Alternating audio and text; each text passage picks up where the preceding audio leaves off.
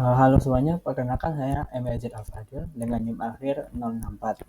Di sini saya akan membahas konsep dasar water passing dalam ilmu hukum tanah. Langsung saja kita mulai. Yang pertama, konsep dasar water passing. Secara definisi, water passing atau yang sering disebut sebagai sifat datar adalah metode untuk mencari beda tinggi antara dua titik atau lebih di permukaan bumi. Kenapa water passing penting? Bayangkan kita ingin membangun jalan, saluran air, atau fondasi gedung. Kita butuh yang tanah yang rata atau kebeningan yang pas agar air bisa mengalir. Nah, tujuan utama dari water passing tadi adalah untuk mendapatkan elevasi atau ketinggian aktual satu titik yang biasanya direfleksikan terhadap permukaan air laut rata-rata. Lalu selanjutnya, prinsip dasar pengukuran elevasi. Prinsip dasar dari alat water passing sendiri adalah kita menciptakan sebuah garis bidik mendatar imajiner menggunakan alat ukur. Dari garis inilah, kita menembak atau membaca skala pada mistar ukur yang didedikasikan di titik ukur. Selisih angka yang kita baca pada mistar tersebut adalah beda tinggi dari permukaan tanah di bawahnya. Yang kedua ada peralatan water passing. Ada 3 peralatan utama yang kita gunakan dalam water passing. Yang pertama yaitu water passing itu sendiri kita gunakan untuk menembak rambu ukur yang sudah diletakkan di titik ukur. Lalu yang kedua ada rambu ukur. Rambu ukur ini biasanya setinggi 3-5 meter yang kita letakkan di titik ukur yang mau kita ukur. Lalu yang ketiga tripod, yaitu fungsinya sebagai dudukan alat water pass agar tidak goyang dan tetap stabil saat membidik. Selain 3 alat yang pertama, kita juga menggunakan beberapa alat membantu lainnya. Yang pertama itu pita ukur atau meteran. Pita ukur ini kita gunakan untuk memverifikasi keseimbangan jarak antara alat ke rambu depan dan belakang. Lalu yang kedua ada unting-unting. Unting-unting ini kita gunakan untuk memproyeksikan titik tengah alat tepat di atas patok. Lalu yang ketiga ada buku ukur. Buku ukur ini kita gunakan untuk mendokumentasi perhitungan yang sudah kita lakukan. Lalu yang terakhir payung. Payung kita gunakan untuk melindungi gelembung nifo agar tidak memuai saat terkena sinar matahari. Lalu yang ketiga ada proses pengukuran.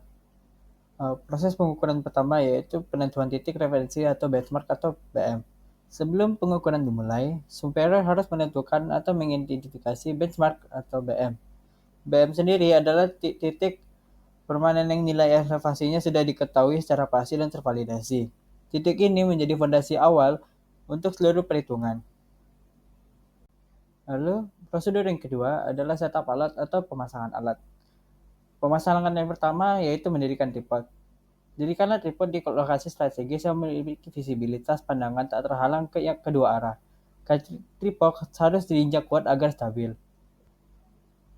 Lalu selanjutnya memasang water pass dan melakukan leveling sehingga gelembung udara pada nivou kotak tepat berada di tengah-tengah lingkaran. Setelah semua alat selesai, selanjutnya kita ke nomor 3 yaitu pembacaan BS atau backside. Yang pertama kita lakukan yaitu bak ukur kita taruh di titik tepat di atas titik BM. Lalu selanjutnya operator mengarahkan lensa ke arah bak ukur yang berada di titik BM. Bidikan ini disebut sebagai bidikan backside. Nah, tujuan dari data backside sendiri digunakan untuk mencari tinggi garis bidik instrumen pada saat itu. Setelah melakukan pembacaan WS atau backside, kita dapat melanjutkan ke prosedur selanjutnya yaitu pembacaan nefas atau foresight, yaitu memindahkan bak ukur ke titik yang belum diketahui elevasinya, lalu membidik alat ke bak ukur tersebut. Hasil bacaan ini dicatat sebagai foresight atau bidikan muka. Lalu selanjutnya yang keempat yaitu contoh perhitungan water passing. Sebelum melanjutkan, kita harus mengetahui dulu apa itu profil memanjang dan profil melintang. Profil memanjang sendiri merupakan metode pengukuran untuk memperoleh gambar irisan vertikal searah sumbu proyek atau memanjang. Profil memanjang sendiri biasanya digunakan untuk proyek yang punya sumbu panjang seperti jalan tol atau rel kereta. Sedangkan profil melintang merupakan pengukuran yang memotong sumbu proyek secara tegak lurus. Biasanya diambil pada setiap titik stationing atau STA tertentu yang ada pada profil memanjang. Profil melintang sendiri bertujuan untuk mengetahui bentuk permukaan tanah, arah melintang untuk perencanaan konstruksi. Selanjutnya, contoh soal pertama yaitu profil memanjang.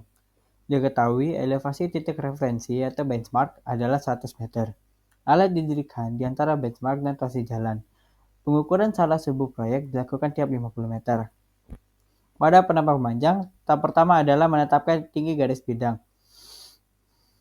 Berdasarkan data, elevasi benchmark adalah 100 meter. Dengan pembacaan rambu belakang atau backside sebesar 1,45 meter. Tinggi garis bidang dihitung dengan menambahkan benchmark dan backside, yaitu hasilnya 101 ditambah 1,45 meter. Hasilnya jadi 101,45 meter. Langkah kedua yaitu menghitung elevasi titik. Dihitung dengan mengurangkan tinggi garis bidang terhadap pembacaan rambu muka atau foresight. Untuk station 0, elevasinya adalah 101,45 meter dikurangi 1,25 meter. Hasilnya menjadi 100,2 meter. Untuk station 050, elevasinya adalah 101,45 meter. Dengan dikurangi foresight yang kedua yaitu 180 meter. 1,80 meter. Hasilnya menjadi 99,65 meter. Lalu selanjutnya, contoh soal yang kedua yaitu profil melintang. Menggunakan cetak alat yang sama dengan tinggi garis bidang 101,45 meter seperti yang tadi, dilakukan pengukuran melintang tegak lurus pada stasiun 0,00 ke arah kiri dan kanan dengan interval 5 meter. Pada pengukuran penampang melintang, posisi instrumen tidak berpindah sehingga tinggi garis bidang konstan pada 101,45 meter. Elevasi jalan menunjuk pada hasil perhitungan sebelumnya, yaitu 101,2 meter. Pengukuran dilanjutkan secara tegak lurus sejauh 5 meter ke kedua sisi. Pada sisi kiri, pembacaan foresight sebesar 0,95 meter menghasilkan elevasi 101,45 meter dikurangi dengan 0,95 meter. Hasilnya menjadi 100,5 meter. Sedangkan untuk sisi kanan, ditemukan foresight sebesar 1,65 meter. Menghasilkan elevasi 101,45 meter dikurangi dengan 101,65 meter. Menjadi 99,8 meter. Berdasarkan selisih elevasi terhadap jalan, dapat disimpulkan bahwa kontur tanah menanjak di sisi kiri dan menurun di sisi kanan.